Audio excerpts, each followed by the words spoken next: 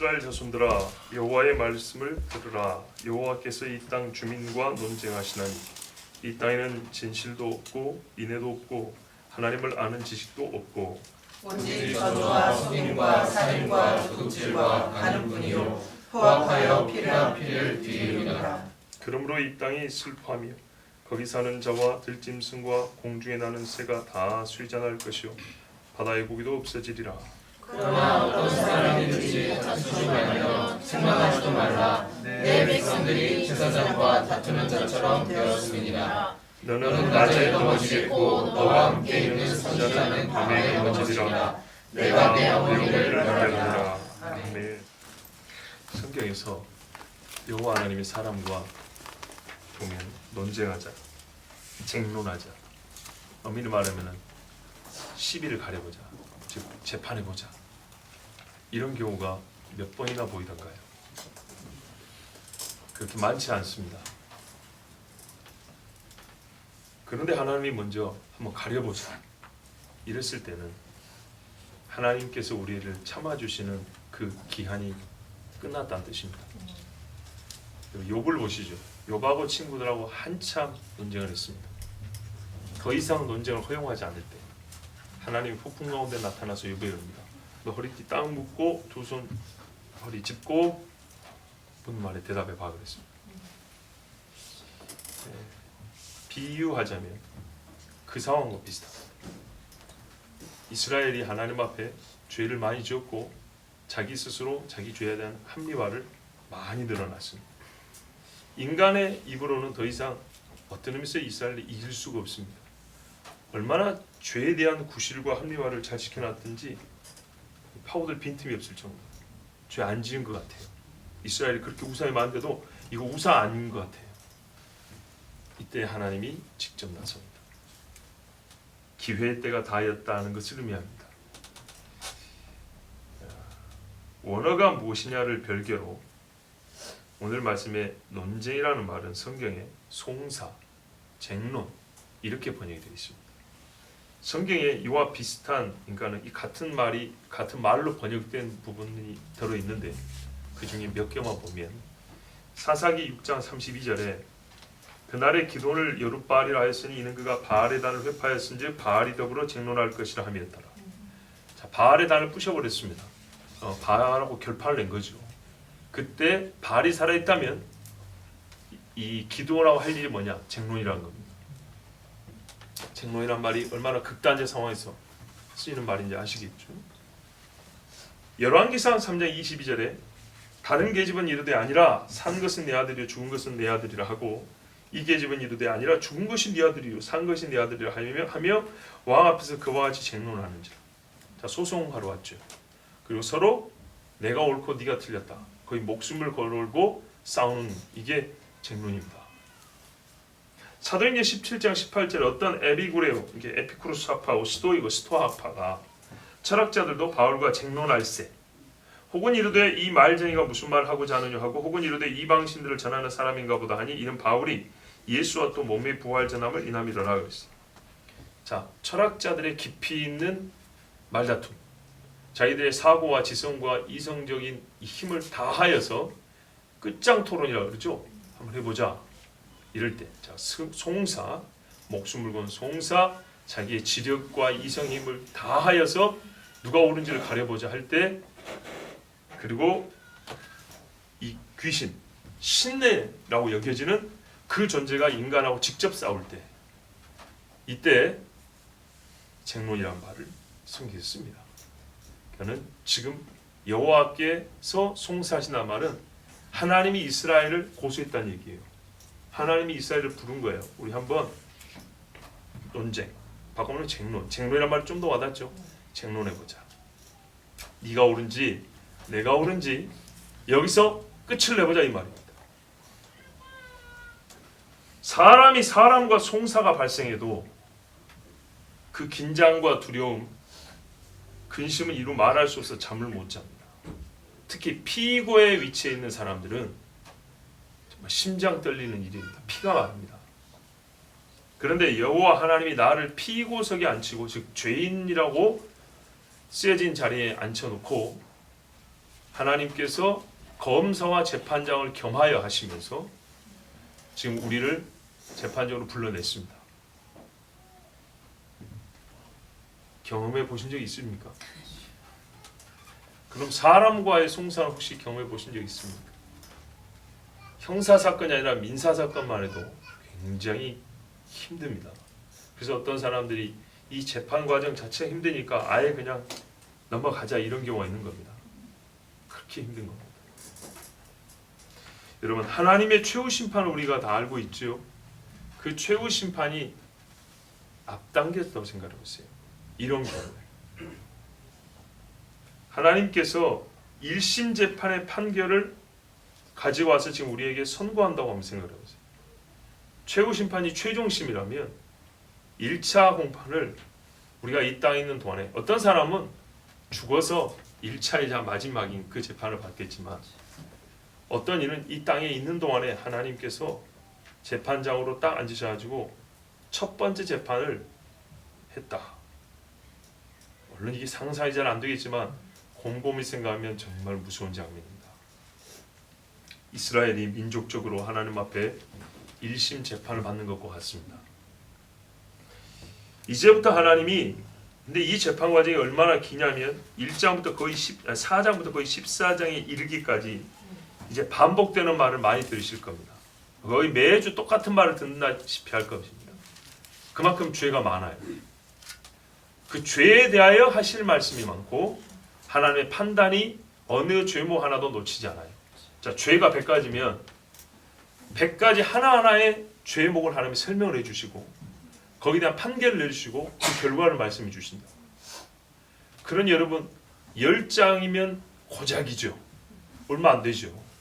나라가 망할 정도의 죄인데 10장 정도면 여러분 뭐 우리나라에 몇 년 전 유명한 사건에 뭐 수백 페이지 나왔다면서요. 최종 판결문만 몇십 페이지 뭐 이런다면서요. 아, 그런 뉴스 못 보셨어요? 그런데 이스라엘이 수백 년 동안 하나님 앞에 지은 죄를 하나님이 10장이면 굉장히 요약해서 말씀해 주신 거죠. 그러나 빠진 건 없습니다. 한번 들어봅시다. 우리가 이 땅에서 유명한 정치인들이 판결 났을 때 그 판결 선고문이 수십 페이지가 있고 그 판결 요즘 하나도 몇 페이지에 대해서 언론에 떠돌아다니는 것도 한번 재미삼아라도 읽어보는데 뭐가 이렇게 죄가 많고 뭔 그렇게 법리적으로 해석할 것이 많아서 이렇게 긴가 하고 찾아보는데 여러분 한 나라가 망할 때 하나님께서 어떤 판결을 내리시는가, 나라가 하나님께 어떤 판결문을 낭독당하면 선고당하면 나라가 무너지는가. 여러분 우리가 국가의 위기 또는 나라를 위해 기도하는 사람이라면 한 번쯤은 신뢰가 여기 있으니 읽어봄직하지 않습니까? 예레미야서도 마찬가지입니다. 예레미야, 미가, 호세아 이 말씀들은 거의 유사한 결론을 가지고 있습니다. 유사한 결론이 유사한 구조인데 그게 뭐냐면 하나님의 끊임없는 고소고발과 하나님의 끊임없는 판단과 끊임없는 형벌의 경고입니다. 엄청나게 깁니다. 그리고 그 결과를 우리는 압니다. 그렇다면 우리가 절대로 무시하면 안 되겠지요. 이제부터 한번 본격적으로 북이스라엘이 무슨 죄를 지었고 하나님이 어떻게 판결을 내리셨고 그 판결대로 이스라엘이 어떤 일을 겪었는지 그것이 오늘 우리와 무슨 상관이 있는가, 너희에게는 이와 같은 일이 없는가 하고 예수님 말씀하셨는데 한번 생각을 해봐야 되겠습니다.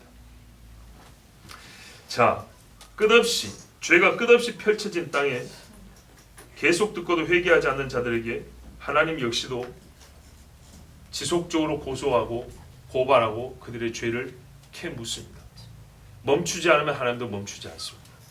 이 분명한 사실을 먼저 우리가 인지하고 말씀을 봅니다. 이 땅에 진리가 없다. 1절 후반부부터 2절을 보시면 앞으로 또 나옵니다만은 일단 1차적으로 이 땅의 죄목을 열거하고 있습니다. 송사의 이유입니다. 특별히 1절 후반부는 앞으로 계속 보게 될 전체 죄의 요약이고 그 죄들의 뿌리라고 할 수 있습니다. 진리가 없다. 여러분 진리가 없으면 뭐가 있겠습니까? 여기 우리 번역에 진실이라고 되어 있죠. 옛날 번역이 더 나아요. 진리가 없는 거예요.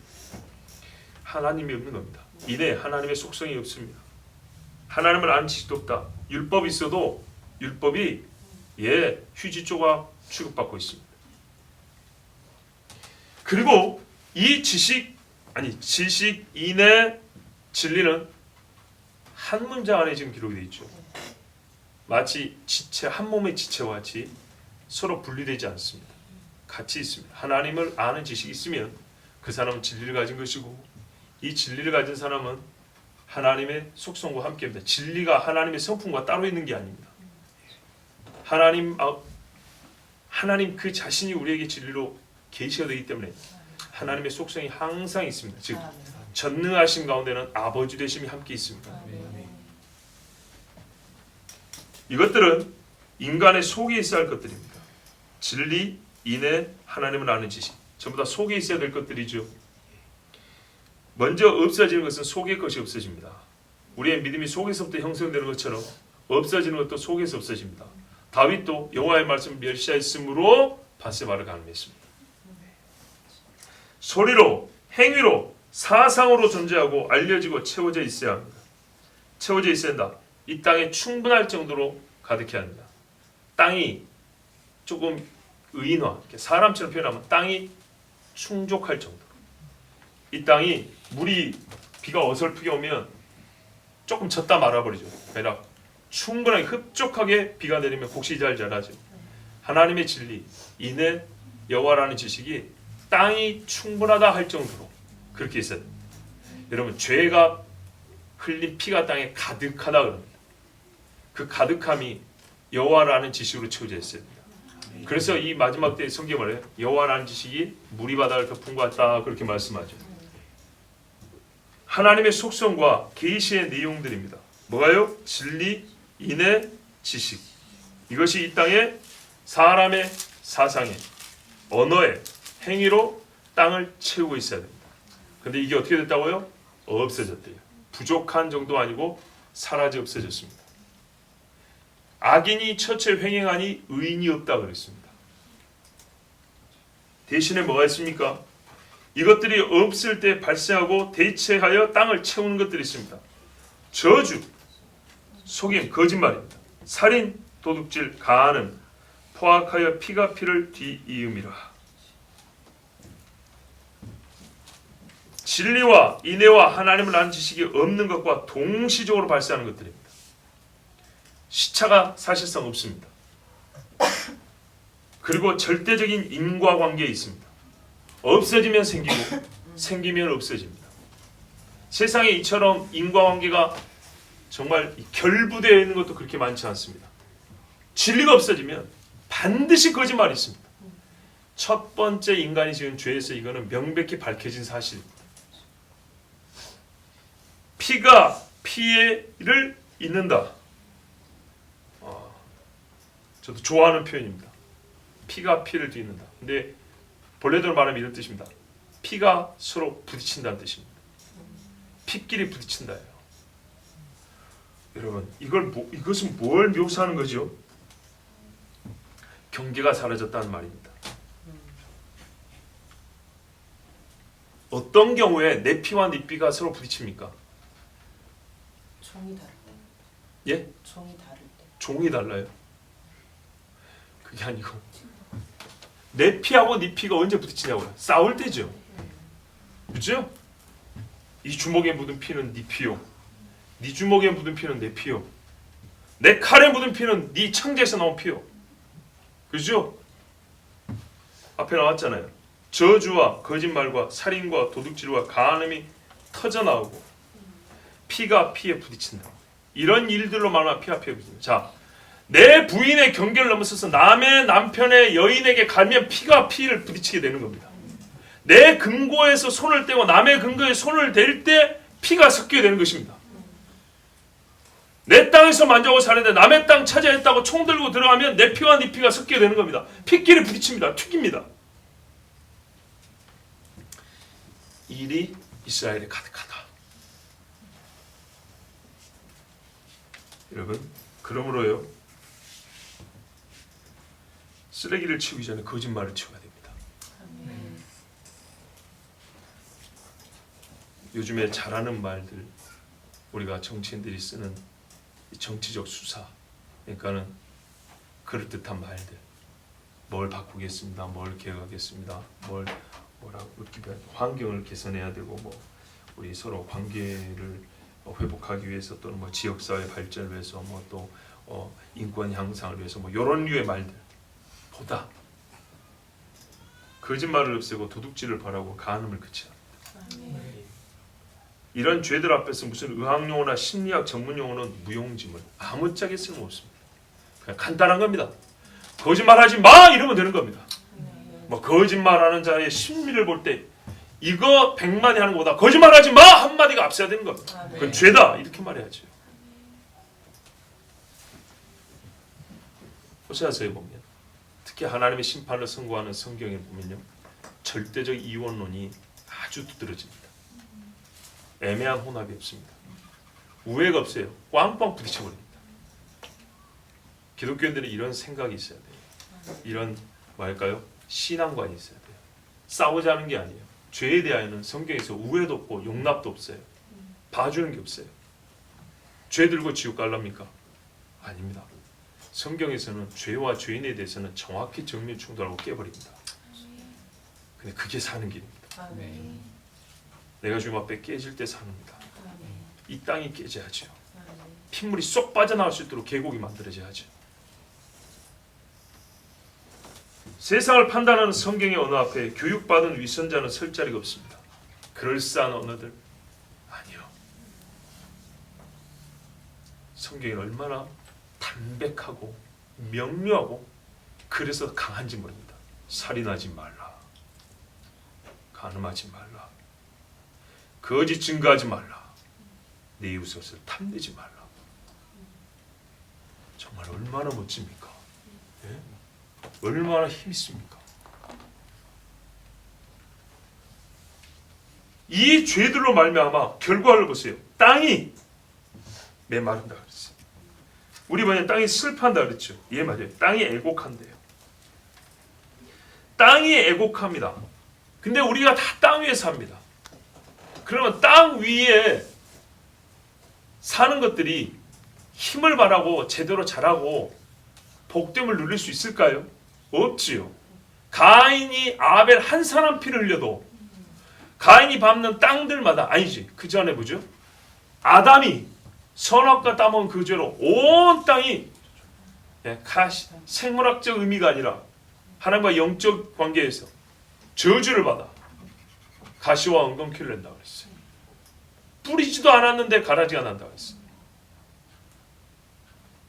그래서 땅이 메마르기 때문에 어떻게 되냐? 땅 위에 있는 것들이 다 약해져 버립니다.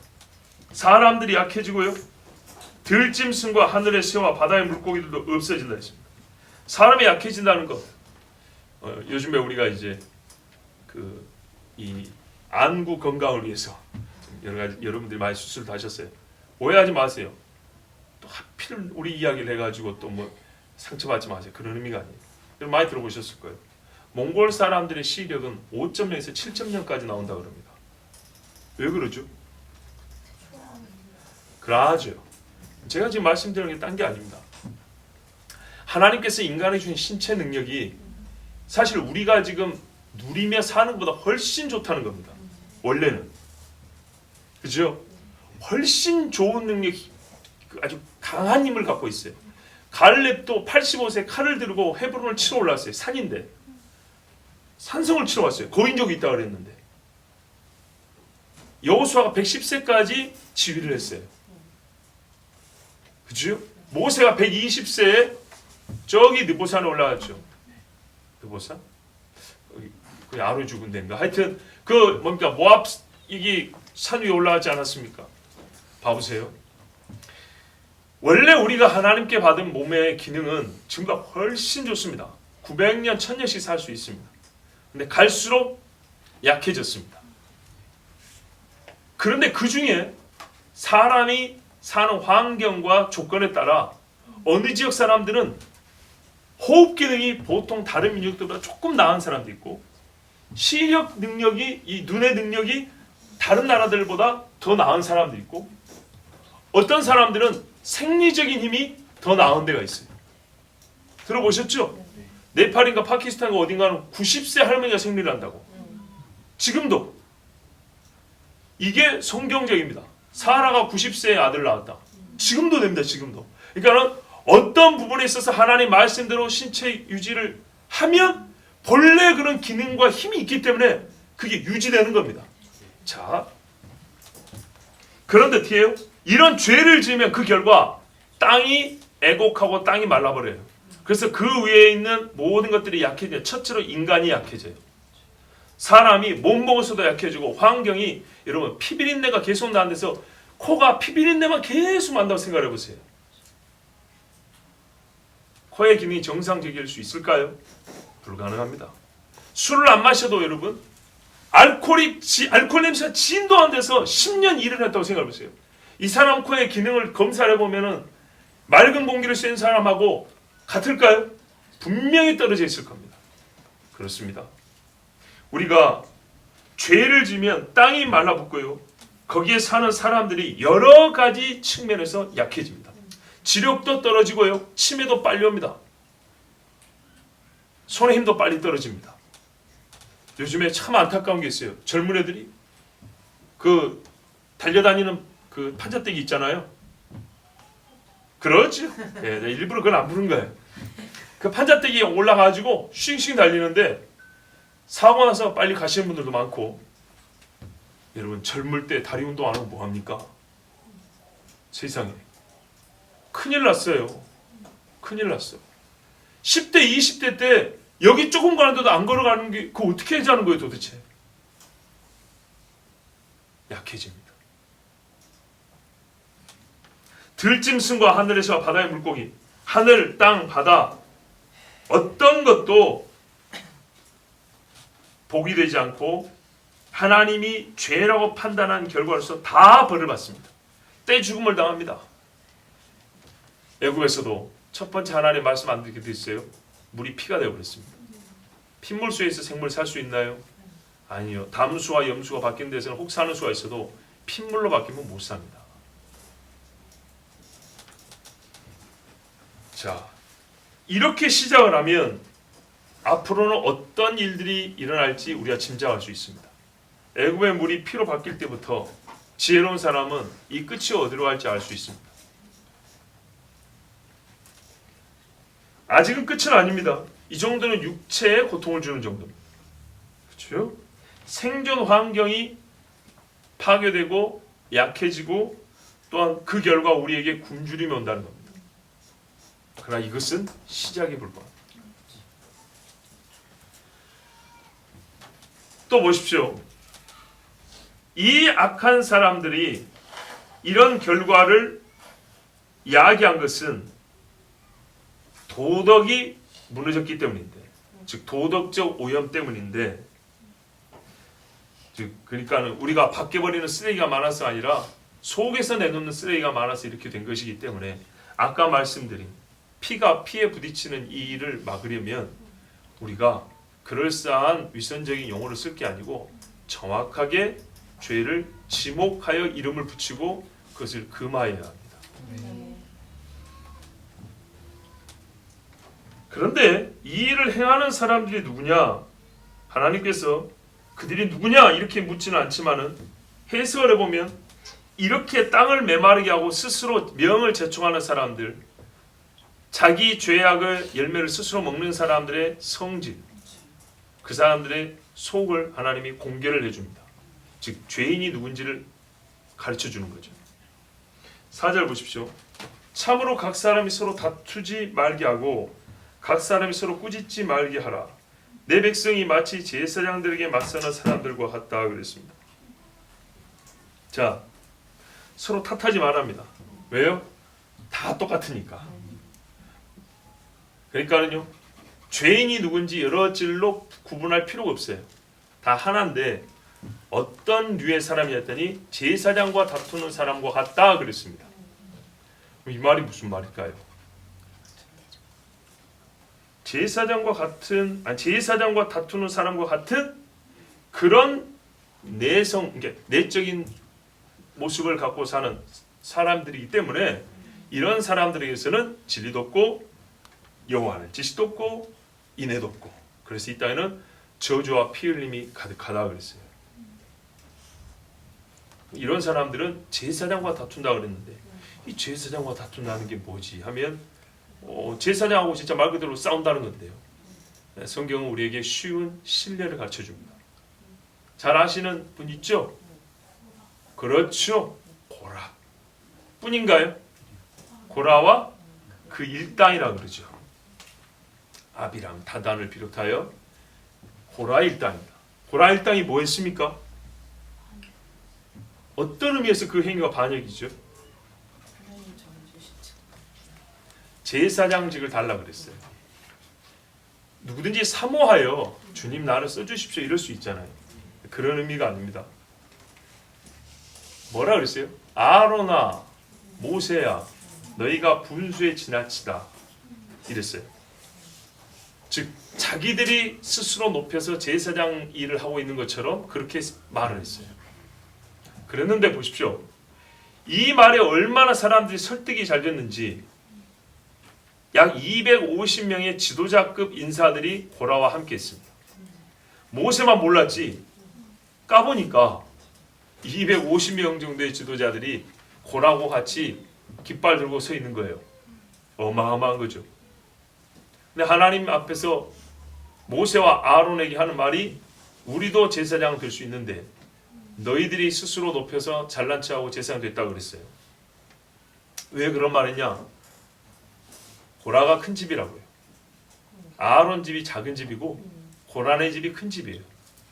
그러니까 종갓집인 우리가 제사장을 못하고 아랫집안 사람들이 제사장을 하니까 고라가 시기를 했어요. 자존심이 허락하지 않는 거예요. 거기다가 진영을 짜는 거 보면 이 성막 남쪽인가에 바로 붙어 있어요. 그러니까 늘 보는 거예요. 예. 작은 집 애들이 저기서 봉사하고 하나님 주신 재물 먹고 거기서 막 옷 입고 막 제단에 올라오고 하나님께 막 기도하고 백성 축복하는 거 이게 뒤틀려서 참을 수가 없어요. 그래서 사람들에게 말로 선동을 했어요. 그 내용이 뭐라고요? 모세와 아론이 주제넘는 짓을 한다. 분수에 지나치다 그랬어요. 근데 사람들이 묘하죠. 신해상 경험이 있는데 매일 만나를 먹고 사는데 어려운 일이 있으면 모세한테 판단을 받으면서도 그 말에 거의 대부분 마음이 설득이 되어버렸어요. 그런데 모세가 아론이 말했습니다. 아니다. 고라야, 네가 분수에 지나치다. 네가 하나님께서 지명하여 세운 자들을 대적한다 그랬어요.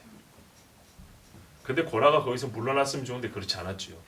그래서 어떻게 했죠? 하나님께서 다 비켜라, 같이 안 죽으라 비켜라 해서 땅을 쪼개서 음부로 바로 집어넣어 버렸어요. 그리고 250명은 자기들이 제사장처럼 흉내를 냈죠. 향로를 갖고 불 피웠죠. 거기서 불러와서 죽었어요. 뿌린 대로 됐습니다. 그러면 백성들이 어떻게 해요? 그날 무서워서 전부 다 도망갔어요.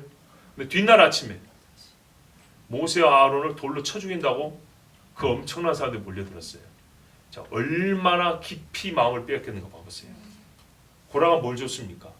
준 거 없어요. 고라가 만나를 줬습니까? 반수에서 물을 끄집어내 마시겠습니까? 아무것도 한 게 없어요. 이게 무서운 겁니다. 죄라는 건요, 뭐 없어도요, 의를 무너뜨리는 것 자체가 즐거움이고 이게 만족이에요. 그래서 이 많은 사람들이 모세와 아론을 쳐 죽이겠다고 몰려들었어요. 자, 설명 다 됐죠. 당시에 광야에 있었던 이스라엘 사람들의 대부분이라고 보시면 됩니다. 지금 이스라엘이 꼭 그렇다는 얘기입니다. 수로도 그렇고 마음도 그렇고 그들의 행위가 그렇습니다. 그런데 모세에게 돌 던지려고 했던 그 사람들 서로가 야 임마 너 돌 내려, 너 임마 그러면 안 돼. 그럴 수 있을까요? 그런 마음도 없겠지만 자격도 없지요. 그 이야기입니다. 전부 다 제사장들에게 맞서는 사람들과 같다. 여기서 말하는 제사장, 그래서 타락하지 않은 순전한 직무를 간다는 제사장들 이야기입니다. 이 정도로 타락했기 때문에 하나님께서 이 사람들에게 송사하자. 신명기 17장 12절 13절에 사람이 만일 무법하게 행하고 네 하나님 여호와 앞에 서서 섬기는 제사장이나 재판장이 듣지 아니하거든 그 사람을 죽여 이스라엘 중에서 악을 제하여 버리라. 그리하면 온 백성이 듣고 두려워하여 다시는 무법하게 행하지 아니하리라. 신명기 말씀 그대로입니다. 그래서 하나님은 어떻게 하면 이 백성을 죽인다는 말씀이에요. 야, 무섭죠? 근데 고라를 따랐던 사람은 당일에 죽었고요. 그 뒷날에 죽었어요. 이스라엘은요, 하나님이 많이 참아주셨어요. 죄인들에게 이제 하나님이 직접 임하는 형벌을 가르쳐주고 또 형벌로서 은혜를 거두어버리면 2차, 3차로 파생되는 벌들이 있어요. 그렇죠? 우리를 직접 다리를 부러뜨리지 않습니다. 근데 눈을 어둡게 해버리면요. 눈을 어둡는 것도 벌이지만 자빠지고 온몸에 상처가 나겠죠? 이것도 벌이죠. 잘못해갖고 함정에 빠져서 머리가 깨져 죽을 수도 있겠죠. 죄인들에게 직접 임하는 형벌. 낮에 넘어집니다. 이게 무슨 말이죠? 못 본다는 얘기입니다. 눈앞에 장애물이 있고 거치는 것이 있어도 못 본다는 거예요. 근데 이 사람들이 걸려 넘어지는 게 뭐냐? 하나님의 말씀이에요. 성경에 보면 사람들이 악인들이 잘 넘어진다, 걸린다, 거친다 할 때는 전부 다 하나님의 말씀입니다. 예를 들어서 베드로서 2장 8절에 또한 부딪히는 돌과 거치는 반석이 되었다 하니라. 이거 이사야 말씀이기도 한데 예수 그리스도의 이야기. 저희가 말씀을 순종치 아니함으로 넘어지나니 이는 저희를 이렇게 정하신 것이라. 하나님께서 이렇게 정했대요. 말씀을 순종하지 않은 사람은 말씀에 걸려 넘어진다 라고 하나님이 정했는데 꼭 그대로 됐다 이 말이에요. 잠언 5장 22절 23절에도 악인은 자기의 악에 걸리며 그 죄의 줄에 매이나니 자기 죄에 자기 악에 넘어져요. 그런데 이걸 다르게 또 말합니다. 그는 훈계를 받지 아니함을 인하여 죽겠고. 보세요. 하나님의 말씀이 주어졌는데 말씀을 안 들으니까 어떻게 되냐? 파생적으로 자기가 뿌려놓은 걸 하나님의 말씀을 들었다면 이거를 다시 뽑아내고 회개할 텐데 하나님의 말씀 안 들으니까 자기가 뿌려놓고 지뢰를 뿌려놓고도 어디다 뿌린지 모르니까 밟고 터져 죽는다는 얘기예요. 미련함이 많음을 인하여 혼미하게 됐느니라. 갈 길을 몰라요. 하나님의 말씀은 살아있지요. 역사하는 힘이 있습니다. 그래서 하나님의 말씀의 실체를 이 악인들은 망함과 죽음으로 경험합니다. 그때는요 깨달을 수 있는 시간은 주어지지 않습니다. 자, 선지자가 밤에 쓰러진답니다. 선지자가 어떻게 밤에 쓰러질 수 있을까요?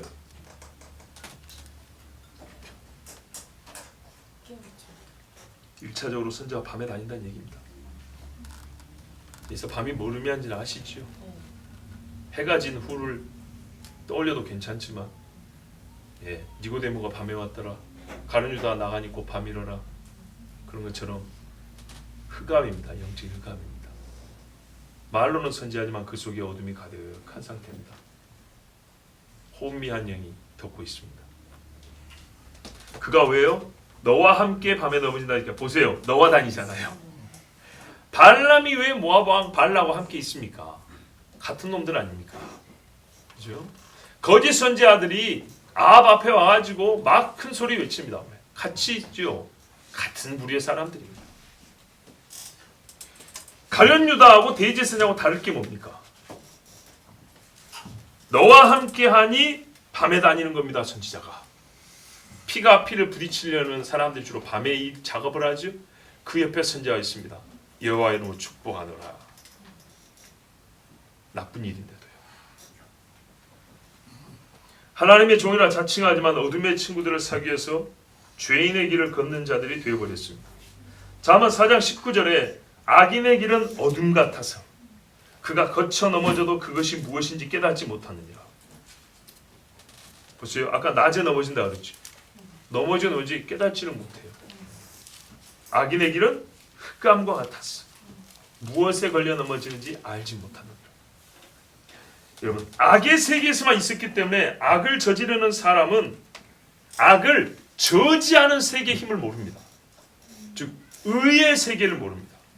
그래서 자기가 넘어지는 것을 악의 세계에서만 해석을 하려고 그 이유를 찾으려 하니까 절대 못 찾습니다. 왜요? 악의 세계를 벌하는 힘은 의의 세계에서 온단 말이에요. 뭔 말인지 이해가 되십니까? 근데 의를 모르니까 여기서는 아무리 찾아도 이유를 모르니까 항상 억울하고 궁금하기만 하고 황당하기만 한 거예요. 악을 판단하고 벌하는 분의 생각과 계획에 대하여 전혀 알지 못합니다. 자, 선지자가 하나님의 생각을 알지 못하는 지경이 되어버렸으니 주인이 종과 결산함과 같이 선지자와 하나님이 송사하는 것이 마땅하지 않습니까? 주인이 종하고 결산한다면서요. 근데 하나님이 이 땅에 선지자를 종으로 보냈는데 이놈이 악인들과 밤에 다니고 넘어지고 있어요. 그럼 어떻게 해요? 내가 너에게 맡긴 것을 가져와 보라. 세미하게 보자. 당연히 그러시죠.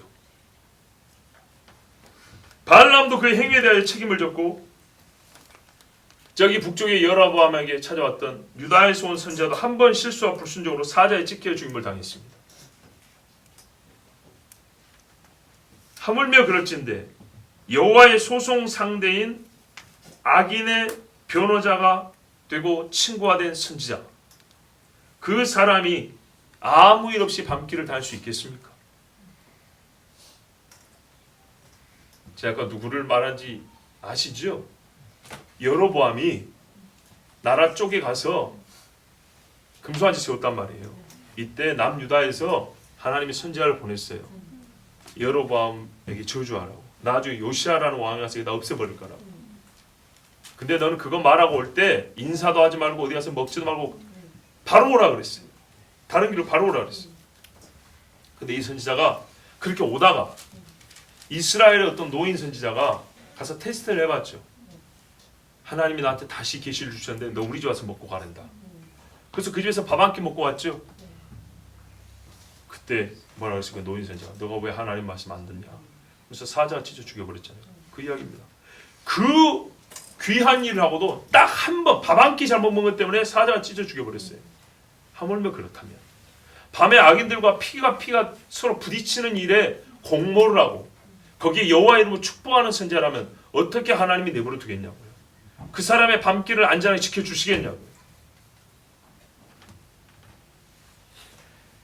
내 백성을 이용하는 선지자들은 이에 물 것이 있으면 평강을 외치나 그 입에 무엇을 채워주지 아니하는 자에게는 전쟁을 준비하는도다. 이런 선지자에 대하여 여호와께서 이르시되 그러므로 너희가 밤을 만나리니 이상을 보지 못할 것이요 어둠을 만나리니 점치지 못하리라 하셨나니 이 선지자 위에는 해가 져서 낮이 캄캄할 것이라. 미가 3장 6절 7절. 성경은 성경으로 해석이 되죠. 이 사람은요 하나님의 계시를 이제 보지 못해요. 에스겔처럼 이상을 보지 못해요. 그런데 보는 척 해야 돼요. 사람들이 아침마다 와서 지난밤에 본 게 뭐예요? 이렇게 물어본단 말이에요. 근데 본 게 없어요. 근데 봤다고 말해줘야 돼요. 그들은 악을 도모하기 위해서 나를 선지자로 이용하고 있거든요. 악을 도모하기 위해서 선지자로, 즉 악이 잘 될 거라는 보증으로 이 선지자의 말을 기다리고 있어요. 그리고 말 잘해주면 먹을 게 들어와요. 그래서 하나님이 어떻게 해요? 그가 밤에 넘어지게 하신대. 이 백성을 어둠으로 더 인도했기 때문에 네가 먼저 넘어진다. 하나님 말씀하셨어요. 내가 너의 어미를 멸할 것이다. 어미가 누구냐 할 때 어떤 이는 이스라엘 자신이라고 하는데 지금 이스라엘을 말씀하고 있는 중이죠. 그래서 보통 도성을 어미라고 표현하는 경우가 많습니다. 유다의 어미 예루살렘 한 것처럼 사마리아, 북이스라엘의 영광은 사마리아 성이죠. 그래서 사마리아고 볼 때 사마리아도 무너집니다. 자, 왜 어머니를 얘기합니까? 우리가 마지막으로 나라가 망했다 할 때 수도 함락이죠. 네, 서울을 먼저 먹느냐 평양을 먼저 접수하느냐 이 문제 아닙니까? 그리고 가장 큰 성, 가장 힘 있는 성이 살아있으면 거기서부터 원군이 옵니다. 그러니까 고구려도 말이죠. 저 중국에서 싸울 때 평양성에서 지원군이 오느냐 이 문제거든요. 그것처럼 어미를 사마리아가 온다면 북이스라엘 사람들이 자기들의 소망으로 삼고 있고 자기들의 힘이라고 마지막 희망이라고 여기고 있는 그 사마리아를 하나님이 거기를 먼저 쳐버립니다. 그래서 북이스라엘 사람들이 의지할 곳도 없고 기댈 곳도 없고 완전히 우리가 망했다라고 인정할 수밖에 없게 하나님이 그렇게 만드십니다. 나라 전체가 죄에 연루되어 있을 때 우리는 나라 전체가 멸망이 된다는 것을 명심해야 한다라고 매튜 엘리 목사님이 말씀했습니다. 지금 하나님이 이스라엘에 하신 말씀은 전체 이스라엘에게 하신 말씀입니다. 그리고 오늘 들은 말씀은 앞으로 계속될 하나님의 고소장의 일부분이면서 전체 요약본입니다. 딱 한 줄로 요약하면 이겁니다. 이 땅에는 진리도 없고 인애도 없고. 그래서 인애는 사람에게서 발생되는 게 아니거든요. 원래 진리나 이거는 받을 줄 모른다는 거예요. 거부한다는 뜻이죠. 받아야 이 땅을 채울 건데 안 받는다는 얘기입니다. 하나님을 아는 지식도 없고 사람 보고 연구해서 하나님을 알아야 하지 않습니다. 보여준 것을 믿음으로 받아들이라는 말입니다. 근데 계속 거부합니다. 내려오지 않고 위에서 온 거는 계속 거부해버리고 밑에서 나는 것들로만 채웁니다. 그게 피입니다. 피. 여러분, 만왕의 왕의 법률 대리인으로 선지자 호세아가 섰습니다. 이 재판에서 누가 이길 수 있을까요? 나의 상대가 하나님과 선지자 호세아라면 과연 누가 이 재판에서 이길 수 있을까요? 근데 패하는 것이 복입니다. 지금은. 그죠? 왜냐하면 지금 패하는 사람은 또 패하였다는 것을 받아들이고 승복하는 사람은 회개하여 구원을 얻을 수가 있습니다. 그래서 모순처럼 보이지만 이 재판에서는요 반드시 져야 합니다. 그 다음은요 졌음을 받아들이는 겁니다. 절대 이기지 못합니다. 이기려고 하는 사람은 무조건 죽습니다. 반드시 져야 하고 그 졌다는 것을 즉시로 수용해야 합니다. 이 사람이 삽니다. 객관적으로는 졌는데 내 마음에서는 졌다는 것을 인정하지 않는 사람은 이기려고 애쓴 사람과 똑같습니다. 그 사람은 호세아를 통하여 하나님이 경고하신 모든 형벌을 고스란히 다 받습니다. 그러나 내가 졌습니다. 내가 패하였습니다. 그래서 나는 죽어 마땅합니다. 다만 하나님이 이 땅에 인애가 없다 그랬는데 인애가 하나님부터 쏟아져 내려오고 그걸 받으라고 한 줄로 아니 나의 죄를 용서해 주시옵소서. 그러면 그 사람을 삽니다. 그 대표적인 예가 다윗 아닙니까? 고의로 사람을 죽인 자는 내 제단에서도 끌어내 죽이라 그랬습니다. 하나님께서. 근데 다윗이 어떻게 해서 사형을 면했습니까? 그냥 왕이라서요? 그가 재물을 많이 드렸어요? 아니죠. 여호와께서 원하시는 상한 심령이라고 그랬죠. 만약에 주께서 천천에 순양에 만만의 양의 필요가 있으면 내가 그것을 드렸을 것이라. 그거 못하겠어요 다윗이. 근데 그것이 아니라 그랬어요. 회개하고 참여하고 통회하는 심령이라고 그랬어요. 바로 이것을 지금 하나님께서 우리에게 요구하시는 겁니다. 아직 1차 재판입니다. 1심 공판의 첫 번째 변론 시간입니다. 이때 처음에 아예 하나님 졌습니다. 제가 잘못했습니다. 여러분 성경에는 욥의 인내를 배우라 했습니다. 근데 욥의 인내에 명시되지는 않았지만 가만 보면 욥은 성경에 기록된 여러 신앙의 위인들 중에 회개가 빠른 사람에 속합니다. 그죠? 의인들의 특징입니다. 욥, 다윗 봐보세요. 빠르죠? 베드로도 얼마나 빠릅니까? 의인들은요 회개가 빨라요. 회개의 명령과 회개의 고백 이 사이에 시차가 거의 없어요. 이게 정말로 복 있는 사람은 믿음의 사람입니다. 이게 지혜로운 사람입니다. 여러분 하나님께서 지금 말씀하시는 것 욥의 인내를 배운 사람이라면 욥의 지혜도 배워라. 그리고 욥이 얻은 게 뭐냐? 욥이 만약에 하나님께 그대로 계속 입을 열었다면 그 병을 안고 그대로 죽었을 겁니다. 그런데 그가 하나님 앞에 내가 무지한 말로 이치를 가렸습니다. 제에 앉아 회개합니다 했더니 하나님께서 그를 회복해 주신 것을 우리는 다 보았습니다. 바로 그것을 우리에게 주시려고 하나님이 말씀한 겁니다. 내 집에 피가 흐르고 물론 욥은 우리에게 교훈을 위하여 당한 고난이긴 하지만 그 주변에 있던 많은 고통들이 다 사라졌습니다. 여러분 믿음의 사람의 길은요 좁은 길일까요? 넓은 길일까요? 감사합니다. 요즘에 잠을 다 안 들으신다는 것을 이렇게 확인시켜 주셔서 감사합니다. 믿음의 사람의 길은 넓은 길입니다. 그죠? 어떤 의미냐? 세상과 비교할 때는 좁은 길입니다. 자, 봐보세요. 하나님께서 여호수아에게 뭐라 그랬어요? 네가 율법을 준행하래요. 얼마나 답답합니까? 굉장히 힘든 이야기죠. 그 다음에 뭐라 그랬죠? 형통하리라. 넓죠? 다윗이 세상 사람들 말대로 안 살았어요. 사울 죽일 수도 있고 병신 만들 수도 있고 인질로 잡을 수 있고 길이 얼마나 넓습니까? 딱 하나 고집했어요. 여호와의 기름 부음 받는 자를 내가 손대지 아니한다. 이렇게 꽉 막힌 인간이 어디 있습니까? 그렇죠. 그랬더니 다윗의 길이 좁아졌습니까? 얼마나 넓어졌습니까? 이건 뭐 굳이 설명 안 해도 되죠. 아브라함이요. 조카에게 양보했습니다. 제일 좋은 걸 선택해버렸네. 선택지가 줄어버렸네요. 사람 눈에 보기에는 별로 안 좋은 것만 남았어요. 그죠? 믿음의 사람도 왜 이렇게 참 바보같이 살까요? 그랬더니 하나님이 나타나서 뭐라 그래요? 사방을 둘러봐라. 다 네 거다. 눈이 확 열릴 땐 더 좋은 땅들도 보이는 거예요. 믿음의 길이 좁다라는 것은 세상 사람들의 시야와 이 시각이 차이입니다. 세상에서 죄를 지는 넓은 길을 포기하려면 이 동일 차원에서는 믿음의 삶의 길은 좁게 보여요. 힘들어요 실제로. 근데요 이 좁은 길을 선택하면 하나님이 옆에 있는 대로가 아니라 위에 있는 넓은 길을 줘요. 그래서 밑에 넓은 길을 다니는 사람이 이 위에 길이 안 보여요. 그러니까 저 답답한 꼴통들이라 부르는 거예요.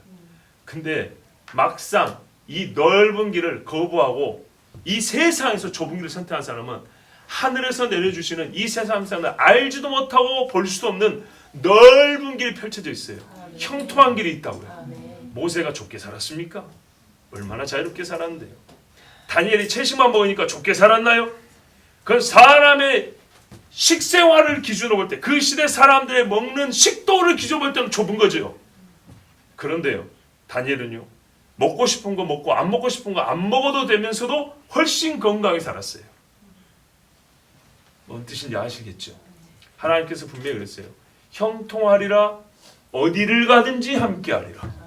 이게 좁은 개념이 아닙니다. 얼마나 넓은지 모릅니다. 우리가 살고자 하면 죽는데 이런 말도 안 하는 소리 어디 있어요? 바로 그 말이에요.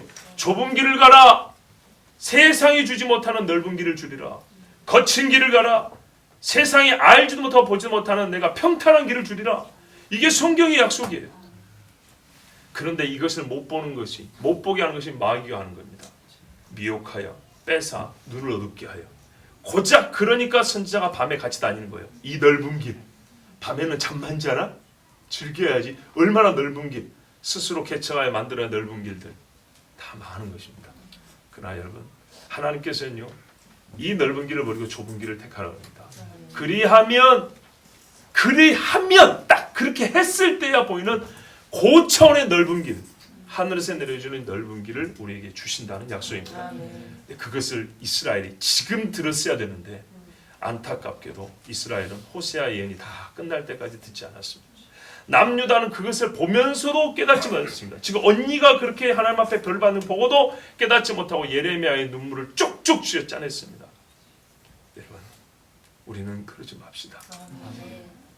서로 다툴 수 없는 다 동일한 죄인들의 시대입니다.